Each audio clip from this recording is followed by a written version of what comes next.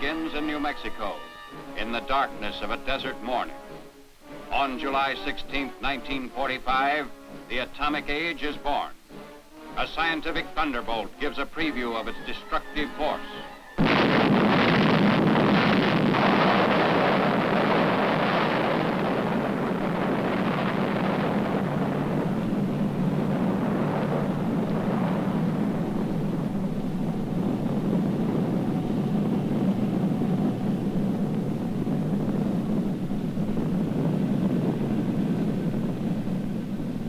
From the instant of that first blast until Hiroshima vanished from the list of living cities, closely guarded plants in New Mexico, Tennessee, and the state of Washington continued their work to shorten the war.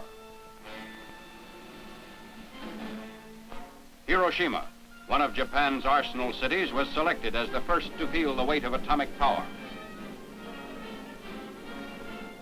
21 days after the New Mexico dress rehearsal, a lone B-29 was over Hiroshima, carrying an atomic bomb. At 8:15 in the morning of August 6, Japanese time, the first atomic bomb hit an enemy target.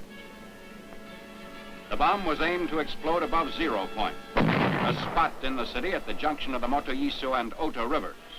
The bomb was intentionally set to explode well above the 0 point to dissipate its radioactivity.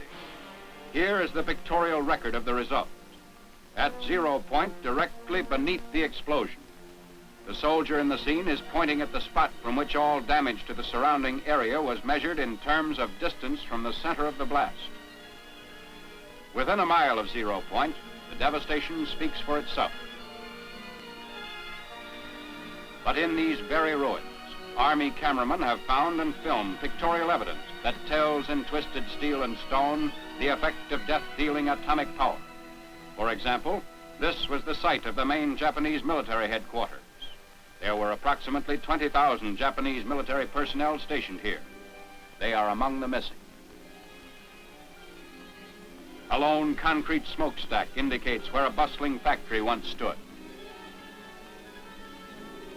Reinforced concrete buildings seem to have withstood the explosion fairly well, the damage varying with their distance from 0 point. Within an area of a mile to a mile and a half, this type of building was the only type to withstand complete demolition and destruction. Here's a building that was actually knocked sidewise, giving you an idea of the force of the blast. The direction of the blast is graphically told by the slant of this parapet, a concrete wall.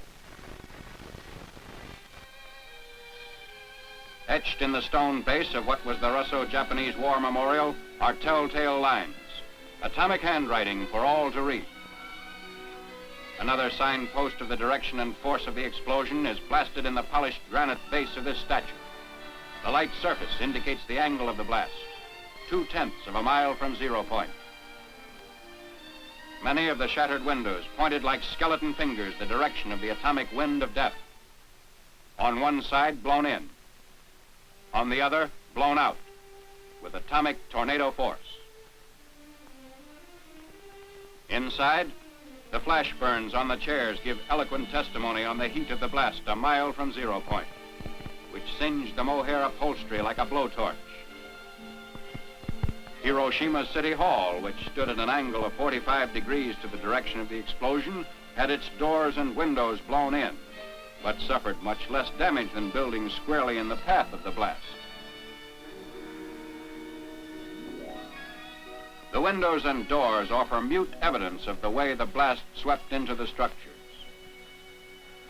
The destructive circle within a mile from 0 point had a few notable exceptions, mainly reinforced concrete.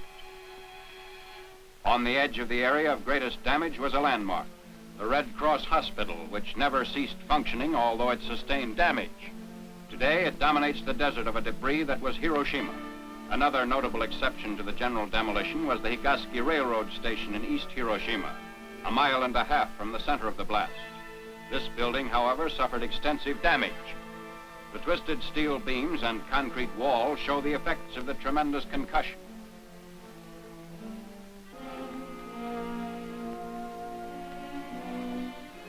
What's left of the Commercial Museum, within 2/10 of a mile of 0 point, also gives indication of the tremendous push of the explosion. The downward force of the blast turned the roof of the commercial museum into a reservoir. Amazingly enough, bridges did not suffer too badly at Hiroshima.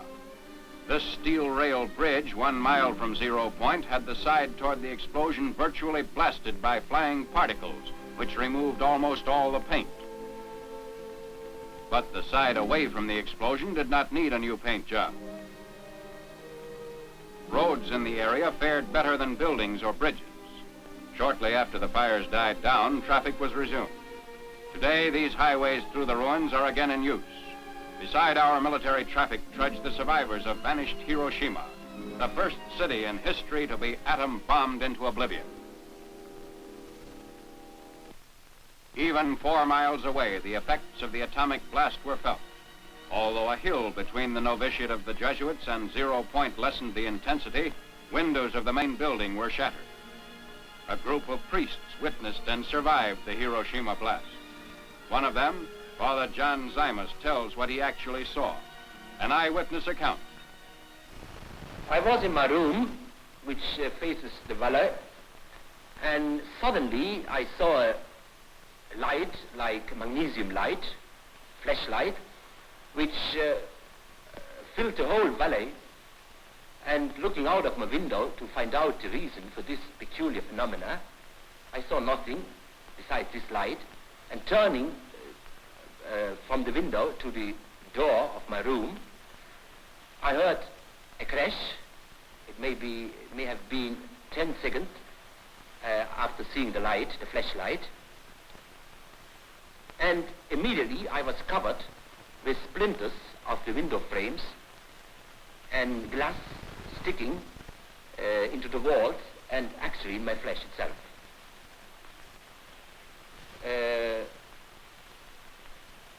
After a while, we saw a procession of people coming from the outskirts of the city up the valley. Many of them, most of them, were wounded, especially the parts of the body which were not covered by clothes, like hands, feet, back. All of us who lived to this experience at the spot estimate the numbers of death at least as 100,000. What is your opinion as to the story that the ruins of the city emitted deadly rays? Well, I think that it's just a rumor. Because I myself and others of us have worked in the city itself immediately after the explosion for several hours, and we felt no ill effect at all. After Hiroshima, Tokyo wondered when the next atom bomb would fall. They did not wonder long because the president delivered an ultimatum: surrender or face complete destruction. The Japanese ignored the ultimatum. It was evident that atomic power to break the enemy must become the tale of 2 cities. Nagasaki was selected to become target city number 2.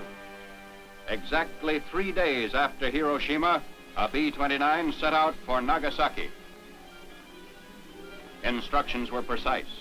To the north, Japan's greatest torpedo plant. To the south, steel and arms works were located in the heart of the city. The bomb was aimed midway between the 2 plants to cause greatest possible damage. Because the plants were located in a valley, surrounding hills shielded most residential areas and concentrated the damage on the industrial section. At 10:58 the morning of August 9th, the bomb was exploded above the city, and in the towering mushroom, Japan could read its doom. This was more than a routine bombing. It was the funeral pyre of an aggressor nation. The bomb had been purposely exploded high, so that the greatest part of its radioactive material was dissipated in the stratosphere.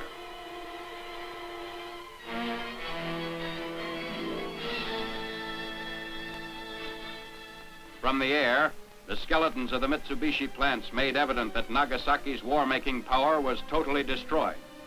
For the valley area of little more than 3 square miles, blast and fire reduced the industrial plants and surrounding buildings to blackened rubble.